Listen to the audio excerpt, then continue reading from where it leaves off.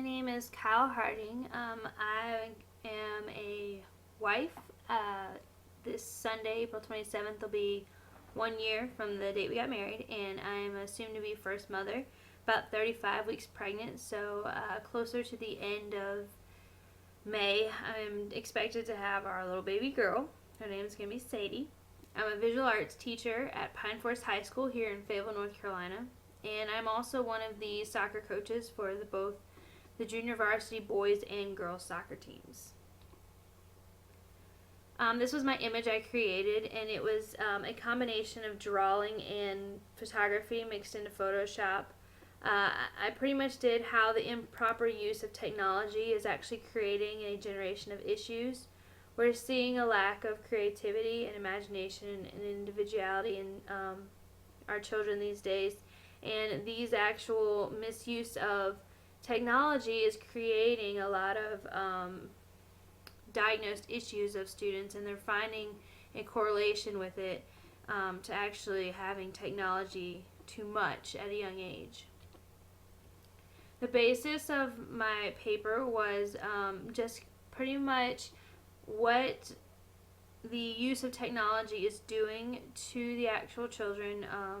Pretty much their use of technology is negatively affecting them, and it's depriving them of the basic nature of what children need to do with play and have actual physical contact and social interaction to actually give them the proper development that they need as they grow.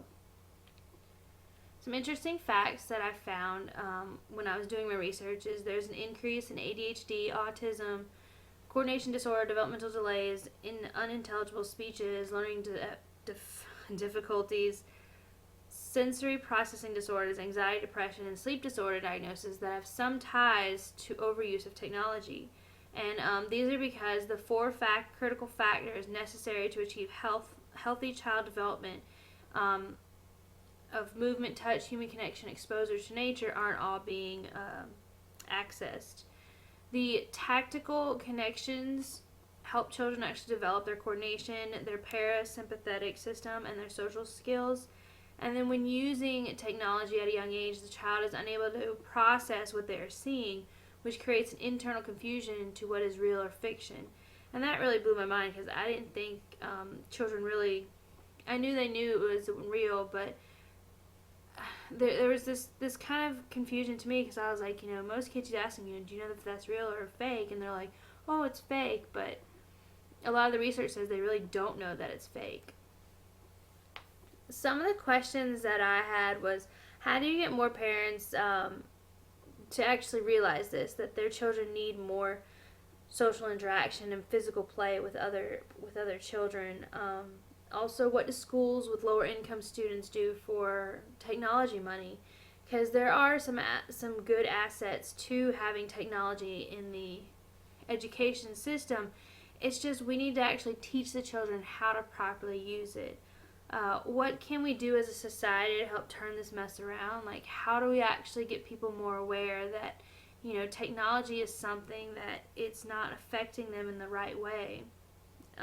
Then the other question would be, should there be more warnings maybe on technology devices, warning consumers of the results of overuse? Kind of like how food and drugs and how alcohol and tobacco and all that have those, and saying, overuse of this can have cognitive almost like effects on you. And I know it sounds kind of silly, but that might be what it takes sometimes, because otherwise you're going to start having people trying to have lawsuits against technology companies and stuff, because they're like, oh, my child developed this because of your actual product. And then what more can our educators do to arm our students with the correct knowledge of how to use the technology? This is my website, and I'm going to have the rest of my presentation up and this video so you guys can see it. I'm sorry I missed it. I got sick. And then the bottom is a link to a really funny video, and it's called Internet Baby. And it's actually a child being born and him actually doing everything himself without any help from anyone. And my students and I saw it, and we're really, really funny. We thought it was really, really funny. But Thank you for seeing my presentation. I'm sorry I missed the presentations on Friday evening. Due to a lovely stomach virus, I was unable to keep up with everything this week and get everything in on time. Kind of took me out for a couple days. So, but thank you again.